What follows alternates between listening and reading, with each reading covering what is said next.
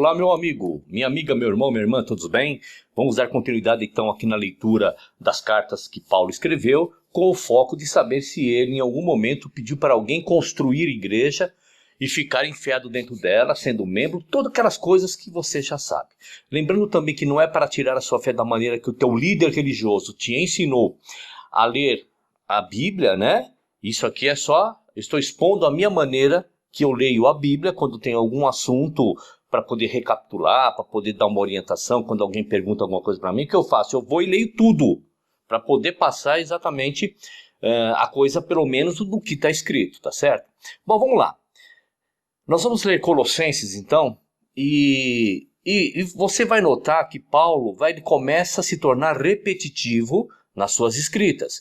As orientações já são parecidas daquelas que nós já lemos anteriormente, tá certo? Gálatas, Éfeso, enfim, Filipenses.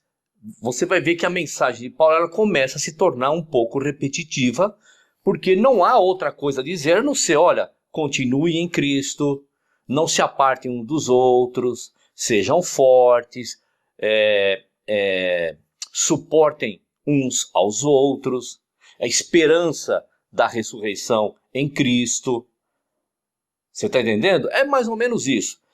Paulo nunca foi a Colossos, tá? Ele mandou carta e pediu para que algumas pessoas passassem por lá e mandassem recado para aquelas pessoas, tá certo? Então, também as advertências de Paulo tinha muito a ver que algumas filosofias humanas estavam querendo entrar ali num relativismo sobre as orientações do Cristo, que estava também abalando essa união das pessoas, e Paulo estava tentando arrumar isso, tá certo? Vamos lá, vamos à leitura então de Colossenses capítulo 1, verso 1. Paulo, apóstolo de Cristo Jesus pela vontade de Deus, e o irmão Timóteo, aos santos e fiéis irmãos em Cristo que estão em Colossos. A vocês graça e paz da parte de Deus, nosso Pai, e do Senhor Jesus Cristo. Sempre agradecemos a Deus, o Pai do nosso Senhor Jesus Cristo, quando oramos por vocês. Então Paulo, mais uma vez, manifestando que ele não era trinitário, né? Verso 4.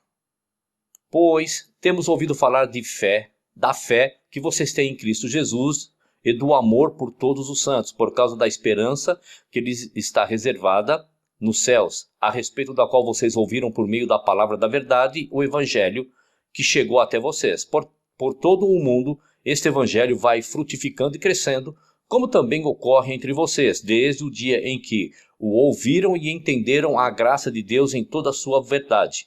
Vocês o aprenderam de Epáfras, nosso amado diácono, fiel ministro de Cristo para conosco, que também nos falou do amor que vocês têm no Espírito. Por esta razão, desde o dia em que ouvimos, não deixamos de orar por vocês e de pedir que sejam cheios de pleno conhecimento da vontade de Deus com toda a sabedoria e entendimento espiritual.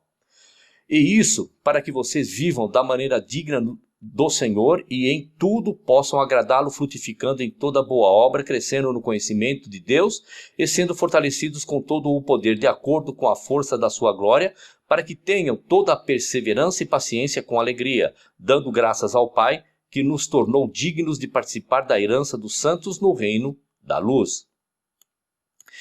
Pois ele nos resgatou do domínio das trevas e nos transportou para o reino de seu Filho amado, em quem temos a redenção, a saber, o perdão dos pecados.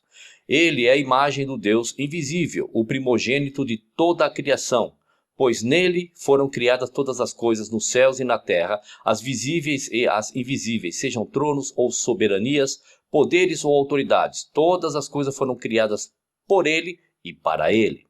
Bom, deixa eu só parar aqui um minutinho, que é importante eu parar aqui. Os trinitarianos, eu digo isso, os trinitarianos, porque eu fui trinitariano. Eu ensinava a doutrina da Trindade dentro do Adventismo.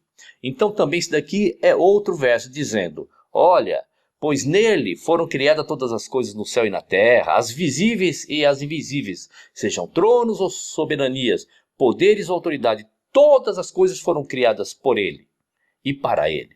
Então veja, quando eu falava por ele, eu parava aí, e não para ele. Eu para ele eu ficava quieto. Olha, se ele também era um Deus e todas as coisas ele também criou, como é que pode ir para ele? É claro, nós vamos ver ainda nas cartas para frente o que Paulo está querendo dizer, mas eu vou dar uma adiantada aqui. Mais uma vez, lá no meu canal sobre a doutrina da Trindade também eu falo sobre isso. Vamos lá. Antes de Cristo e depois de Adão, o que iria acontecer com a humanidade? Iria ser como se nunca tivesse existido. Toda a humanidade, todos os animais, os vegetais, os minerais iriam desaparecer como se tudo tivesse nunca existido. Ok? Porque tudo estava perdido. Agora, em Cristo, agora todas as coisas foram criadas por intermédio dele. Porque ele veio e restaurou através do seu sacrifício todas as coisas. Então agora, olha só, agora o verso fica com sentido quando nós vemos Paulo não sendo trinitariano e escrevendo uma coisa dessa. Então todas as coisas foram criadas o quê? Por ele. Por ele por quê? Pela vinda dele e a missão que ele teve em relação aos seres humanos, aos animais, aos vegetais, aos minerais e todo esse planeta que será restaurado por causa dele. E para ele. Compreendeu? Ficou fácil, né? Vamos lá, vamos continuar.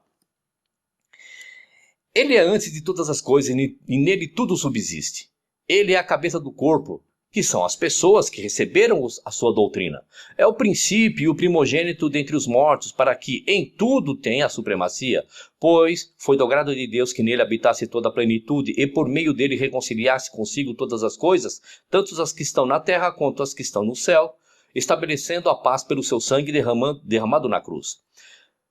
Antes, vocês estavam separados de Deus e em suas mentes eram inimigos por causa do mau procedimento de vocês. Mas agora, ele os reconciliou pelo corpo físico de Cristo mediante a morte para apresentá-los diante dele santos, inculpáveis e livres de qualquer acusação, desde que continuem alicerçados e firmes na fé, sem se afastarem da esperança do Evangelho que vocês ouviram e que tem sido proclamado a todos os que estão debaixo do céu. Esse é o Evangelho do qual eu, Paulo, me tornei ministro. Agora me alegro em meus sofrimentos por vocês, e completo no meu corpo o que resta das aflições de Cristo em favor do seu corpo, que são as pessoas que aceitaram a doutrina do Cristo. Verso 25. Dela me tornei ministro de acordo com a responsabilidade por Deus, a mim atribuída de apresentar-lhes plenamente a palavra de Deus, o mistério que esteve oculto durante épocas e gerações, mas agora foi manifestado a seus santos. A eles quis Deus dar a conhecer entre os gentios a gloriosa riqueza deste mistério, que é Cristo em vocês, a esperança da glória. Nós o proclamamos, advertindo e ensinando a cada um com toda sabedoria, a fim de que apresentemos todo homem perfeito em Cristo. Para isso, eu me esforço lutando conforme a sua força que atua poderosamente em mim.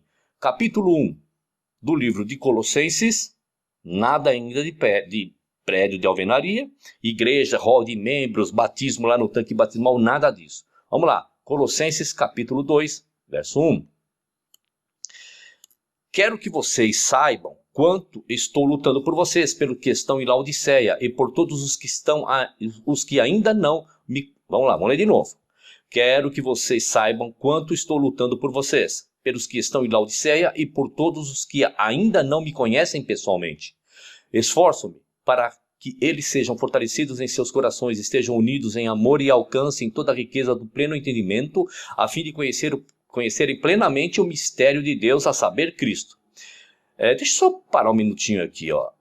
Os trinitários, eu falo isso mais uma vez, porque eu fui ensinador da doutrina da Trindade. Então, tudo quanto é verso que dava aí para entender isso, eu ensinava. Vamos lá. Eu dizia o seguinte, olha, não adianta questionar sobre a Trindade, porque isso é um mistério. A Bíblia mesmo fala do mistério de Deus. Bom, aqui Paulo está dizendo que o mistério de Deus é Cristo. Cristo, não uma Trindade, tá certo? E que estava oculta antes e que foi revelada agora. Vamos lá. Verso 3. Nele estão escondidos todos os tesouros da sabedoria e do conhecimento. Eu lhes digo isso para que ninguém os engane com argumentos aparentemente convincentes. Porque, embora esteja fisicamente ausente, estou presente com vocês em espírito. E alegro-me em ver como estão vivendo em ordem e como está firme a fé que vocês têm em Cristo. Portanto, assim como vocês receberam a Cristo Jesus, o Senhor, continuem a viver nele, enraizados e edificados nele, firmados na fé, como foram ensinados, transbordando de gratidão. Tenham cuidado para que ninguém os escravize a filosofias vãs e enganosas que se fundamentam nas tradições humanas e nos princípios elementares desse mundo e não em Cristo. Pois em Cristo habita corporalmente toda a plenitude da divindade, e, por estarem nele, que é o cabeça de todo o poder e autoridade, vocês receberam a plenitude. Nele também vocês foram circuncidados, não com uma circuncisão feita por mãos humanas, mas com circuncisão feita por Cristo, que é o despojar do corpo da carne. Isso aconteceu quando vocês foram sepultados com ele no batismo. Aonde? Batismo na água? Não. Isso aconteceu o quê? Que eles despojaram da carne, quando foram introduzidos, inseridos na doutrina do Cristo.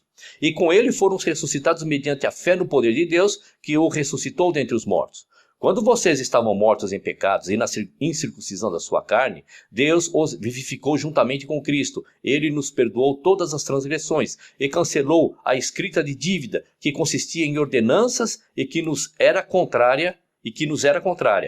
Ele a removeu pregando na cruz. Vamos lá. Então o Criador ressuscitou a todos e cancelou a escrita de dívida. Qual a escrita? Está falando da lei lá, da Torá, que consistia o quê? Olha, em ordenanças, e que nos era contrária. Ele a removeu quando? Pregando na cruz. Removeu em que sentido? Aquele agora que queria ser discípulo do Cristo, acabou. Não tem mais decálogo, Torá, mandamentos, ordenanças. É isso, tá certo? Vamos lá. E, tendo despojado os poderes e as autoridades, fez deles um espetáculo público, triunfando sobre eles na cruz. Portanto, não permitam que ninguém os julgue pelo que vocês comem ou bebem, ou com relação a alguma festividade religiosa, ou a celebração de luas novas, ou dos dias de sábado. Mais uma vez, eu tenho ali, acho que uma sériezinha de 3 vídeos no meu canal que fala sobre festas, sábados e lua nova, ou lua nova, festa de sábado. Isso vai ficar bem claro para você o que Paulo está querendo dizer aqui. Ele está falando das festas da Torá, das luas novas, que eram... Ele está falando das festas anuais, festas mensais e das celebrações semanais, que são o sábado, o 7º dia, tá certo? Vamos lá. Estas coisas são sombra do que haveria de vir. A realidade, porém, encontra-se em Cristo. Não permitam que ninguém que tenha prazer numa falsa humanidade e na adoração de anjos o impeça de alcançar o prêmio. Tal pessoa conta detalhadamente suas visões e sua mente carnal a torna orgulhosa. Trata-se de alguém que não está unido à cabeça, a partir da qual todo o corpo, sustentado e unido por seus ligamentos e juntas, efetua o crescimento dado por Deus. Já que vocês morreram com Cristo para os princípios elementares desse mundo, por que é que vocês, então, como se ainda pertencessem a ele, se submetem a regras? Quais regras? Não manuseie, não prove, não toque.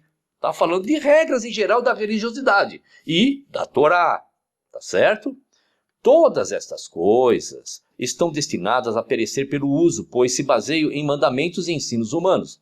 Essas regras têm, de fato, a aparência de sabedoria com sua pretensa religiosidade, falsa humildade e severidade com o corpo, mas não tem valor algum para refrear os impulsos da carne. Acabamos aqui o capítulo 2 da carta escrita aos Colossenses e nada de Paulo falar para construir templo e ficar enfiado dentro dele. Vamos para o capítulo 3. Portanto, já que vocês ressuscitaram com Cristo, procurem as coisas que são do alto, onde Cristo está sentado à direita de Deus. Olha, Paulo, quando escreveu isso aqui, seguidores de Ellen White, participantes do Adventismo, Paulo não está dizendo aqui, portanto, já que vocês ressuscitaram com Cristo, procurem as coisas do alto, onde Cristo estará a partir de 1844 à direita do Pai, à destra do Pai. Saiu do santo para o santíssimo. Não, Paulo já está dizendo que ele já está assentado, tá certo? Vamos lá.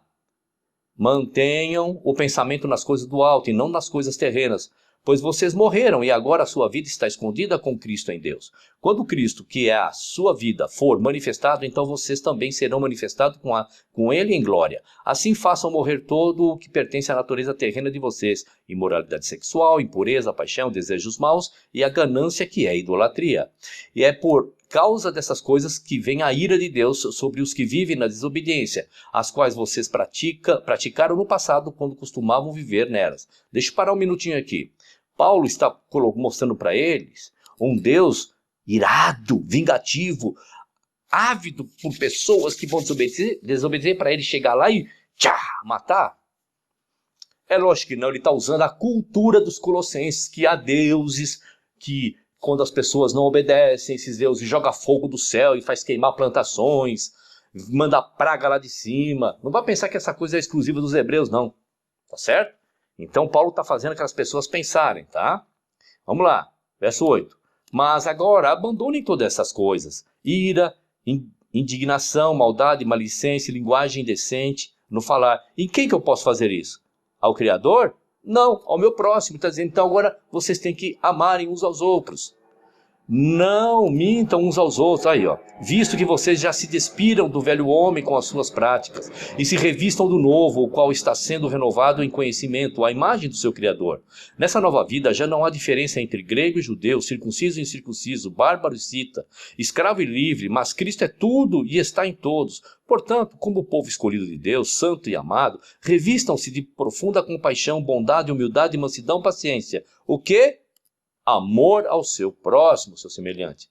Suportem-se uns aos outros e perdoem as queixas que tiverem uns contra os outros. Perdoem como o Senhor lhes perdoou. Acima de tudo, porém, revistam-se do amor, que é o elo perfeito. Que a paz de Cristo seja o juiz em seus corações, visto que vocês foram chamados a viver em paz, como membros de um só corpo, e sejam agradecidos. Habite ricamente em vocês a palavra de Cristo. Ensinem e aconselhem-se uns aos outros com toda a sabedoria e cantem salmos, hinos e cânticos espirituais com gratidão a Deus em seus corações. Tudo o que fizerem, seja em palavra ou em ação, façam-no em nome do Senhor Jesus, dando por meio dele graças a Deus, Pai.